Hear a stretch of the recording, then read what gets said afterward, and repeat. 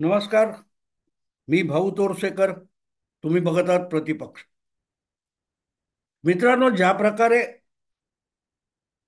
शिवसेनेच्या मुखपत्राने अक्षरशः कोलांटी उडी मारलेली आहे, आणि मुखपत्राने म्हणण्यापेक्षा शिवसेना उबाठाचे प्रवक्ते आणि त्या मुखपत्राचे कार्यकारी संपादक जे तिथला अग्रलेख लिहितात, त्यांनी ज्या प्रकारे 3 जानेवारी 2025च्या सामनाच्या अग्रलेखामध्ये देवा भाऊ असा शब्दोच्चार करून एका फडतूस माणसाचं जे प्रचंड कौतुक केलंय, त्याची बातमी झालेली आहे. याचं कारण असं की गेले जवळजवळ 1.5-2 वर्ष देवेंद्र फडणवीस, जे आता महाराष्ट्राचे मुख्यमंत्री आहेत, किंवा आधीची 2.5 वर्ष जे उपमुख्यमंत्री होते, त्यांना फडतूस वगैरे काय काय काय काय शब्द वापरले, टरबूज वगैरे, अशा लोकांनी आता अचानक देवेंद्र फडणवीस यांच्यावर स्तुतिसुमनं उधळायची, हे खटकणारीच गोष्ट असते. पण अर्थातच कालपर्यंत ज्यांच्यावर थुंकत होतात, तीच थुंकी आता चाटून तुम्ही त्याच देवाभाऊचं कौतुक कशाला करताय? आणि देवेंद्र हे सरळसोट नाव असताना देवाभाऊ इतकी आपुलकी, आस्था आणि जवळीक दाखवायचं कारण काय? हा प्रश्न त्या कार्यकारी संपादकांना सकाळच्या पत्रकार परिषदेत विचारायची हिंमत एकाही पत्रकाराला समोरच्या झाली नाही. यातच ही सगळी किती ढोंगबाजी आहे. बोलणाऱ्याची ढोंगबाजी आणि ते टिपून घेणाऱ्या, चित्रण करणाऱ्या आणि दाखवणाऱ्या पत्रकारांची ढोंगबाजी आपल्या लक्षात येऊ शकते. याला आणखीन एक महत्व आहे मित्रांनो. अजूनही, म्हणजे काय, तो 3 डिसेंबरला, का सॉरी 23 नोव्हेंबरला मतमोजणी होऊन आता जवळजवळ 1.5 महिना उलटलेला आहे, आणि त्यानंतर सुद्धा सरकार बनलं, मुख्यमंत्री ठरले, मंत्रिमंडळाचा विस्तार झाला, अगदी खाते वाटप सुद्धा झालं. पण अजूनही महाराष्ट्राच्या मंत्रिमंडळाचा पालकमंत्री कुठल्या जिल्ह्याचा कोण याचा खुलासा होऊ शकलेला नाही. अशा वेळेला अवघ्या 50 दिवसामध्ये ज्या प्रकारची कोलांटी उडी उबाठा शिवसेना मारून दाखवते, ती कौतुकास्पद आहे. आणि मुद्दा माझा तोच आहे की जे पालकमंत्री पदावरून कुसबुस खुसबुस धुसफूस चालू आहे, त्या विषयात याच कार्यकारी संपादकांनी, प्रवक्त्यांनी आपली अक्कल पाजळलेली होती. देवेंद्र फडणवीस हे 2024च्या अखेरच्या दिवसामध्ये पालकमंत्री पदावरून जे काही चर्चा चालली होती, कोण म्हणत होता बीडचं पालकमंत्री व्हा, कोण म्हणत होता आणखी कोण, अशा वेळेला देवेंद्र फडणवीसांनी सगळ्या राज्यामध्ये वादग्रस्त असलेला, हिंसाग्रस्त असलेला जिल्हा म्हणून ओळखला जातो, त्या गडचिरोली जिल्ह्याचं पालकमंत्री व्हायला मला आवडेल, असं मत व्यक्त केलं होतं. आणि अर्थातच फडणवीसांनी मत व्यक्त केलं की त्याच्यावर आपली नसलेली अक्कल पाजळणं, हे उबाठा शिवसेनेचे प्रवक्ते आणि कार्यकारी संपादक यांना आपलं सगळ्यात मोठं जीवनाचं इतिकर्तव्य वाटतं. म्हणूनच त्यांनी अक्कल पाजळली होती की गडचिरोलीचा मुख्यमंत्री होणं, गडचिरोलीचा पालकमंत्री होणं, यासाठी चढाओढ लागते. ती तिथे कायदा सुव्यवस्था, शासन व्यवस्था उत्तम व्हावी यासाठी नाही, तर गडचिरोली हा जिल्हा खनिज संपत्तीने अतिशय संपन्न असा आहे, आणि त्यामुळे तिथे जे खाणकाम चालतं, ज्या खाणीचे चालवल्या जातात, त्या खाणीच्या उपशातून खाण कंपन्यांकडून मोठ्या प्रमाणावर खंडणी वसूल करता येते. आणि तेवढ्यासाठीच अनेकांना गडचिरोली जिल्ह्याचं पालकमंत्री पद हवं असतं अशी आपली अक्कल पाजळली होती. आणि तोच माणूस जेव्हा गडचिरोली जिल्हा आता पोलाद सिटी वगैरे होणार म्हणून देवेंद्र फडणवीस मुख्यमंत्री यांच्यावर पुष्प आणि काय ती फुलं सुमनं उधळायला लागतो, तेव्हा काहीतरी वेगळं शिजतंय असं म्हणावं लागतं. योगायोग असा आहे मित्रांनो, की जवळजवळ गेली 10 वर्ष वाहिन्यांवरून अंतर्धान पावलेली सीआयडी नावाची एक गाजलेली मालिका आहे, ज्याच्यामध्ये शिवाजी साटम हे एसीपी प्रद्युमन नावाचे एक पात्र रंगवत होते. आणि त्यांची जी काही 3-4 प्रमुख वाक्य खूप प्रसिद्ध झाली, लोकांच्या तोंडात आणि मेंदूत जाऊन बसली. कुछ तो गडबड है दया, तोड दे दरवाजा. शिवाजी साटम, एसीपी प्रद्युमन यांचं सीआयडी मधून प्रसिद्ध झालेलं, लोकप्रिय झालेलं आणि लोकांच्या स्मरणात राहिलेलं वाक्य म्हणजे कुछ तो गडबड है दया. त्या शिवाजी साटम आणि त्यांच्या सीआयडी मालिकेचं पुनरागमन नेमकं यावर्षी झालेलं आहे. या नववर्षाच्या मुहूर्तावर सीआयडी या मालिकेचं शिवाजी साटम यांच्या सकट पुनरागमन झालेलं आहे.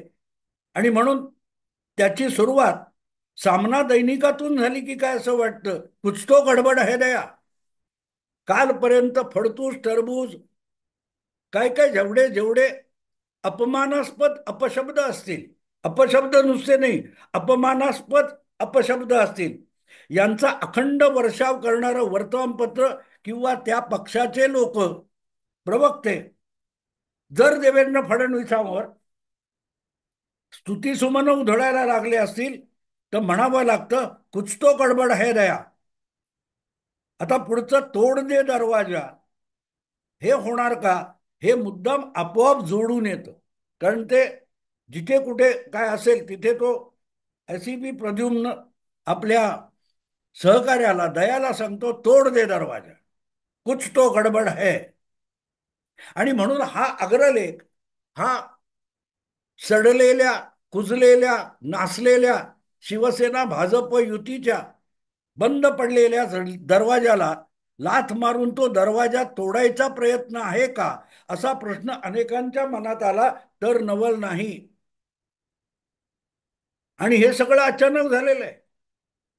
कारण आठवड्याभरापूर्वी ज्या माणसावर गडचिरोलीचं पालकमंत्री होणं आवडेल असं म्हटल्यानंतर खंडणीखोरीसाठीच तिथलं पालकमंत्रीपद अनेकांना हवं असतं अशी अक्कल पाजळणारा माणूसच आता गडचिरोलीच्या विकासाची नवी पहाट उजाडणार वगैरे अशी भाषा वापरतो, तेव्हा शंकेला जागा निर्माण होते. आणि मग हा सगळा बदल हा अचानक आहे का, तर अचानक नसतो. याचं कारण मित्रांनो, काल परवाच एक 10-15 दिवसापूर्वी मंत्रिमंडळाचा विस्तार झाल्यानंतर दुसऱ्या दिवसापासून नागपूरमध्ये महाराष्ट्र विधानसभेचं एक आठवड्याचं 8-10 दिवसाचं काहीतरी छोटंसं अधिवेशन नागपूरला भरलं होतं. तिथे उबाठा शिवसेनेचे पक्षप्रमुख उद्धव ठाकरे हे धावत पळत गेले. ते अधिवेशनात हजेरी लावायला गेलेले नव्हते, तर ते टरबुजा, फडतूस मुख्यमंत्र्याला पुष्पगुच्छ द्यायला गेलेले होते. आता फडतूस मुख्यमंत्र्याला फडतूस पुष्पगुच्छ दिला असं म्हणायचं का, मला माहिती नाही. ते आपल्याला सामना नावाच्या शब्दकोशात शोधावं लागेल. पण नागपूरला जाऊन उद्धव ठाकरे यांनी नेमकं केलं काय, याचं उत्तर एकच मिळतं की ज्या देवेंद्र फडणवीसांच्या शपथविधीसाठी आग्रह करून आणि आमंत्रण पाठवून सुद्धा अगत्याने गैरहजेरी लावणारे उद्धव ठाकरे हे पुष्पगुच्छ द्यायला नागपूरपर्यंत जातात आणि देवेंद्र फडणवीसांना आपल्या पुत्र आणि भाच्या सकट भेटतात, जे दोघेही आमदार आहेत. आणि त्यानंतर विरोधी नेतेपद विधानसभेतलं मिळावं म्हणून विधानसभेचे अध्यक्ष राहुल नार्वेकर यांना भेटतात. दोघेही, फडणवीस आणि नार्वेकर, हे भाजपचेच असतात. याला योगायोग म्हणता येत नाही. याच्या मागे काही योजना आणि हेतू असलेला दिसून येतो. आता एकतरी घटनात्मक पद आपल्याकडे असलं पाहिजे, तर ते विरोधी पद असू शकतं, विरोधी नेते पद असू शकतं. आणि त्यासाठी भाजपची आणि पर्यायाने नार्वेकर आणि देवेंद्र फडणवीस यांची मर्जी पाहिजे. यासाठी केलेला तो आटापिटा होता. आणि या पार्श्वभूमीवर अचानक सामनाच्या कार्यकारी संपादकांना नवा साक्षात्कार होतो की गडचिरोलीचं पालकमंत्रीपद हे खंडणीची रक्कम मिळवण्यासाठी किंवा खंडणी उकळण्यासाठी नसून गडचिरोलीला पोलाद पोलाद सिटी बनवणं, पोलादाचा हब बनवणं, असा प्रयत्न असतो. असा जो नवा शोध लागतो, तेव्हा शिवाजी साठम आठवतात, कुछ तो गडबड है दया, कुछ तो गडबड है. आणि गडबड सोपी सरळ आहे मित्रांनो, की आता दिवसेदिवस उरली सुरली शिवसेना सुद्धा हातातून निसटायला लागली आहे. त्यामध्ये उरलेले जे कोणी निष्ठावंत आहेत त्यांचाही धीर सुटत चाललाय. महाविकास आघाडीत राहणं म्हणजे हळूहळू करत उरल्या सुरल्या शिवसेनेला संपवणं आहे. आणि मुंबईतून सुद्धा शिवसेना संपली, उबाठा शिवसेना संपली, तर ठाकरे ब्रँड संपला, असं अनेक लॉयल ठाकरेनिष्ठ शिवसैनिकांना वाटतं. आणि ठाकरेनिष्ठ याचा अर्थ मी उद्धवनिष्ठ म्हटलेलं नाही. अजूनही बाळासाहेबांची श्रद्धा आहे. आणि बाळासाहेब म्हणजे ठाकरे आणि शिवसेना ही शब्दांची जोडगोडी असली पाहिजे. याच्यावर अगाध श्रद्धा असलेल्या अनेक बाळासाहेब निष्ठ शिवसैनिकांना महाविकास आघाडीतून उरली सुरली शिवसेना संपेल ही जी भीती वाटते, त्यांच्या दडपणाखाली हळूहळू उद्धव ठाकरे येत आहेत, इतकाच याचा अर्थ काढता येतो. आणि ज्यावेळेला अशी परिस्थिती येते, नरेंद्र मोदी यांच्याशी कारण नसताना वैमनस्य निर्माण करायचं, शिव्या शाप द्यायचे आणि बाजूला व्हायचं. आणि रसातळाला गेल्यानंतर आपला जीर्णोद्धार करण्यासाठी पुन्हा त्याच नरेंद्र मोदी आणि भाजपला शरण यायचं. हा भारतीय राजकारणातला गेल्या 10-15 वर्षातला इतिहास आहे. 2014 मध्ये ह्याचा उल्लेख मी वारंवार केलेला आहे. 2014 मध्ये नरेंद्र मोदींना अपशकुन करण्यासाठी बिहारचे मुख्यमंत्री नितीश कुमार यांनी एनडीए सोडली होती. 2014च्या लोकसभा निवडणुकीत सपाटून मार खाल्ल्यावर 2019च्या लोकसभा निवडणुकीत परत एकदा त्याच नरेंद्र मोदी यांना शरण येऊन नितीश कुमार यांनी आपला जीर्णोद्धार करून घेतला, परत एकदा आगाऊपणा केला, परत ते माघारी आले. म्हणजे आपल्या पायाखालची जमीन सरकली की नरेंद्र मोदींना बोलवायचं, बरं आमदारांना जरा संजीवनी द्या. जे नितीश कुमारचं आहे तेच चंद्राबाबू नायडूचं झालेलं आहे, दोनदा झालेलं आहे.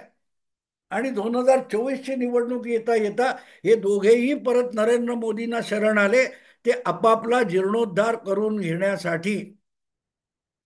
आणि हीच अवस्था कारण नसताना भाजपशी वाकडेपणा घेऊन उद्धव ठाकरे स्वतः शिवसेना रसातळाला घेऊन जात आहेत. हे मी 5 वर्ष महाविकास आघाडी स्थापन झाल्यापासून कानी कपाळी ओरडून सांगतो. त्याप्रमाणे शिवसेनेचा ऱ्हास झालेला आहे. शिवसेना तुटलेली आहे, फुटलेली आहे. जी काय उरली सुरली आहे ती पण टिकण्याची शक्यता नाही. अशा वेळेला एकमेव मार्ग उरतो, तो म्हणजे परत नरेंद्र मोदी आणि अमित शहा यांना शरण जाणे. आणि त्या दोघांपर्यंत पोहोचण्याचा शॉर्टकट हा देवेंद्र फडणवीस असतो. तर अचानक देवेंद्र फडणवीस यांची आरती सुरू झाली असं मला वाटत नाही. त्यामध्ये गडचिरोलीचा खंडणीचा जिल्हा जो होता तो अचानक पोलाद सिटी वगैरे व्हायला निघाला, यामध्ये काडी मात्र तथ्य नाही. देवा भाऊ आम्हाला वाचवा असा टाहो हेवा भाऊ सोडतायत. कोण फोडतोय हा टाहो? त्याचं नाव हेवा भाऊ आहे. उद्धव ठाकरे यांची गेल्या 5 वर्षातली आणि प्रामुख्याने गेल्या 2.5 वर्षातली सगळी भाषणं वक्तव्य तपासून बघा. पदोपदी देवेंद्र फडणवीस यांचा द्वेष, मत्सर आणि हेवा यांनी ती ओथंबून वाहताना, दुथडी भरून वाहताना दिसतील. निवडून निवडून, शोधून शोधून अपशब्द वापरायचे. आपण नाही तर मी टरबुजा म्हणणार नाही, मी फडतूस म्हणणार नाही असं म्हणून त्या शब्दांचा सतत उच्चार करायचा.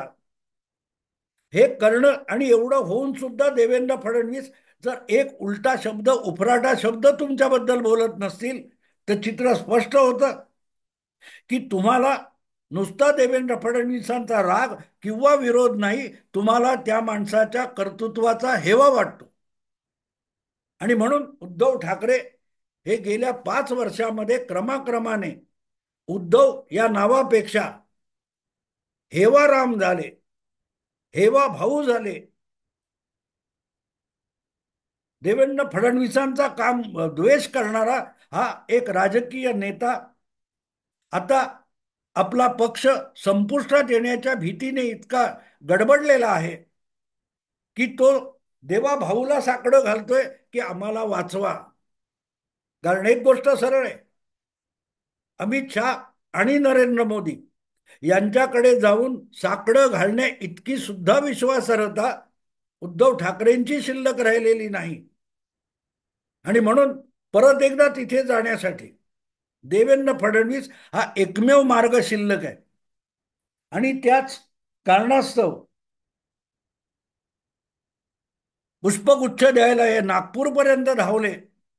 आणि आता अचानक जो कार्यकारी संपादक गडचिरोली म्हणजे फक्त खाण कंपन्यांकडून खंडणी उकळण्यासाठीचा पालकमंत्रीपद असा दावा करत होता काही दिवसापूर्वी, त्याला इतकी पलटी मारायला लावली, इतकी पलटी मारायला लावली की खंडणी नव्हे, नव्या विकासाची पहाट वगैरे वगैरे. तो अग्रलेख वाचा सामना सज्जनाचा. कारण अचानक 2025चे 2 दिवस उगवले नाहीत, एवढ्यात सामना हा सज्जन झालेला आहे. आपण दुर्जनांच्या संगतीत दीर्घकाळ राहिलोय याची जाणीव झाल्यासारखी भाषा सामनाच्या 3 जानेवारीच्या अग्रलेखातून आपल्याला वाचायला मिळते. आणि म्हणून उबाठा शिवसेना कुठल्या दिशेने चालली, का चालली आहे याची मीमांसा करणं आवश्यक होतं. आणि त्यातून सरळ साधा आशय निघतो की हे नितीश कुमार आणि चंद्राबाबू नायडू ज्या मार्गाने गेले त्याच मार्गाने जायला निघालेले आहेत. आधी आपल्या खोट्या महत्वाकांक्षी धाडसानी आपल्या पक्षाचं वाटोळं करून घ्यायचं आणि परत एकदा त्याचा जीर्णोद्धार करण्यासाठी नरेंद्र मोदींना शरण जायचं. नितीश कुमारांचं 2दा झालं, चंद्रबाबूचं 2दा झालं. पासवान शहाणा म्हणायचा, एका फटक्यात शहाणा झाला, परत आगाऊपणा केला नाही. हे मी एवढ्यासाठी सांगतोय मित्रांनो की आता सगळे जे रोज सकाळी उठून प्रातर्विधीच्या बातम्या करणारे पत्रकार आहेत ते हबकून गेलेत 3 जानेवारीला की असं काय झालं की सामनामध्ये फडतूस या शब्दाऐवजी देवा भाऊ असा शब्द छापून आला. आणि तो नुसता छापून आला असं नाही, तर तो अग्रलेखामध्ये आणि अग्रलेखाच्या शीर्षकामध्ये सुद्धा आला.